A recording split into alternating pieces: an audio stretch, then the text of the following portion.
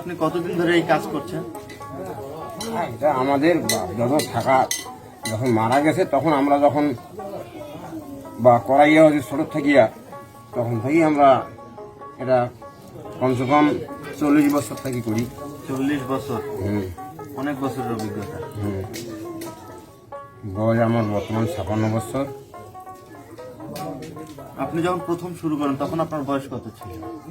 তখন এই 13-14 ছিল। 13-14 অনেক বছর ধরে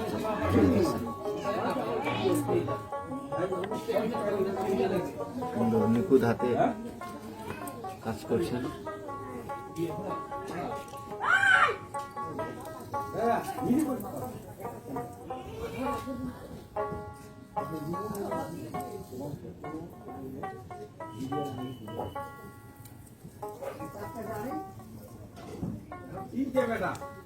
যে 2 টাকা রোজগার ছিল, এখন বর্তমান নাই।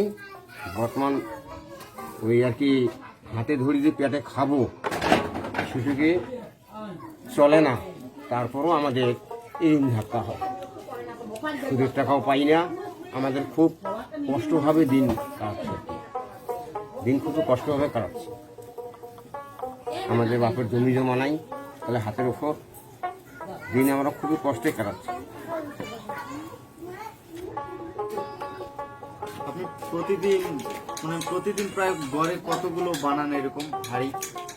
এখন এই যে প্রতিদিন আজগুলা বানাইলাম, ওই হলো না, ওর যখন হলো না আর বাকি কাজটা আমার হলো না, ওই কাজটা আবার কালকে, হ্যাঁ ওই কাজটা কালকে ওই হবে। তারপর যদি 2 দিনও ওই না হয়, ওই আমার 2 দিনও বসে থাকা লাগে, ওই ছাড়া আমাদের কোনো কাজ হবে না। তারপরও যেদিন রোদ থাকে সেদিন কতগুলো বানান? 200-300 এরকম? না, 40-50টা বানা যাবে। 40-50টা? 50টা বানা যাবে, আর বেশি বানা যাবে না। 50টাও যদি বানাই তা লোকটা নিঃশ্বাস পাবে না।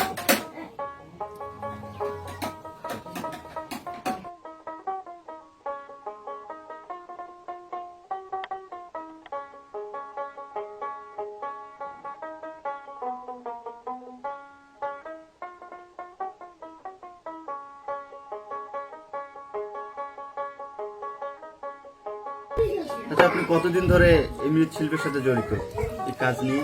আমরা বোধবধি আমাদের 13-14 বছর বয়স থেকে আমি এই জড়িত, বুঝলেন।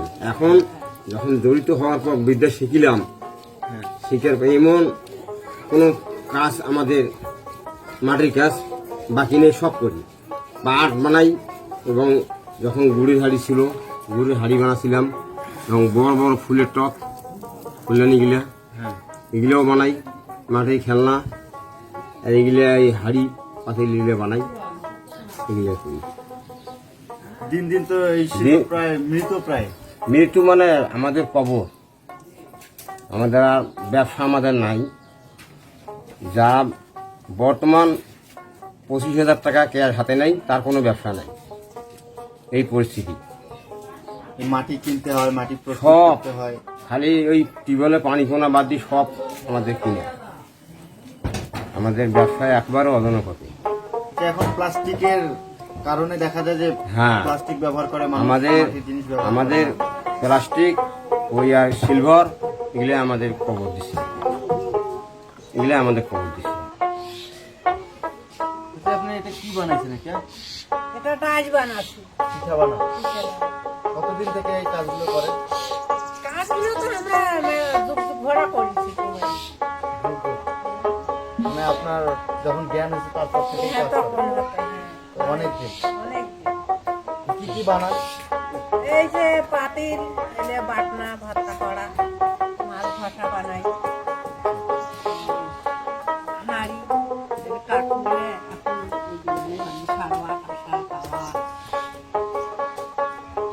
অনেক কিছু বানান।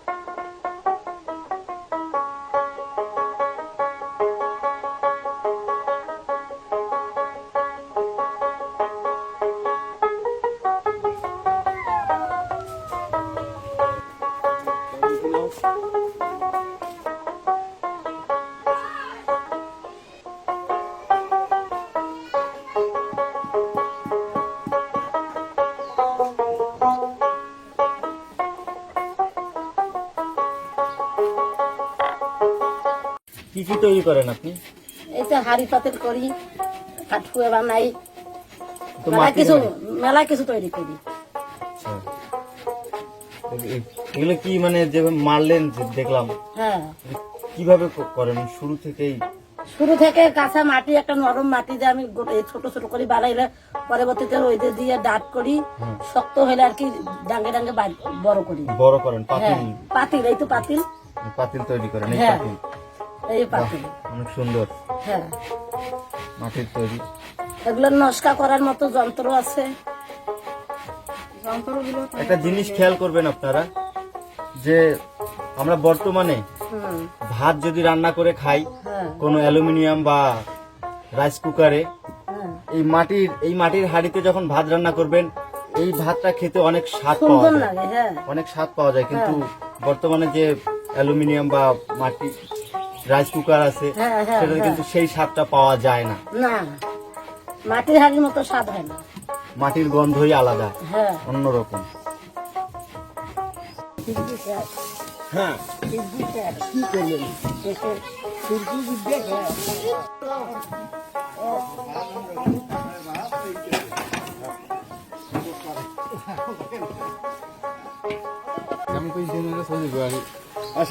ভাই, মাটির ব্যাংকগুলো কোথায় যাবে? দিনাজপুর অনেকগুলো ব্যাংক।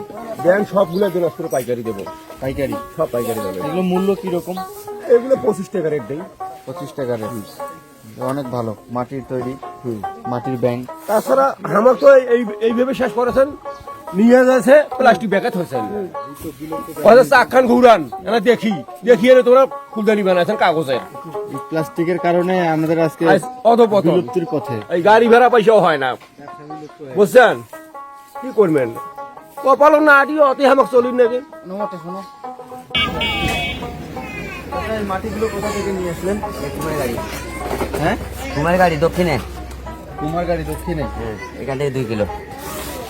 এই মাটিগুলো এখন কি কাজ করবেন এই মাটিগুলো দিয়ে? হ্যাঁ মাটি প্রস্তুত করার পর তারপর হ্যাঁ, মাটির তো তৈরি হবে হাড়ি পাতিল। হাড়ি পাতি। অনেক কষ্ট। অনেক কষ্ট। মাটিগুলো কি আপনাকে কিনে নিতে হয়? হ্যাঁ, ওই যে এক একটা করে মাটির দলা কত করে নেয়? 24 টাকা 50 টাকা, 24টা।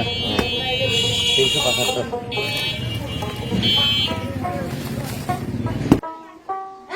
আপনারা সরকারি সহযোগিতা যদি আসে, মানে আপনারা পান কিনা?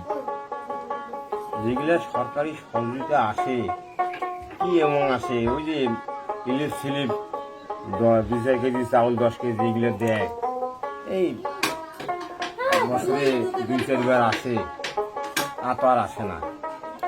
আর ওগুলো দিয়ে তো আপনার এই ওগুলো কাজ দিয়ে করা আমাদের- সম্ভব হয় না।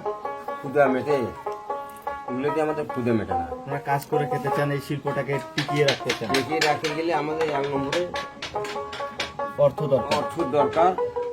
যদি সরকারিভাবে কিছু অনুদান সরকার একটু আমাকে বাছাইতো, তাহলে আমরা বাঁচি। আচ্ছা, আচ্ছা।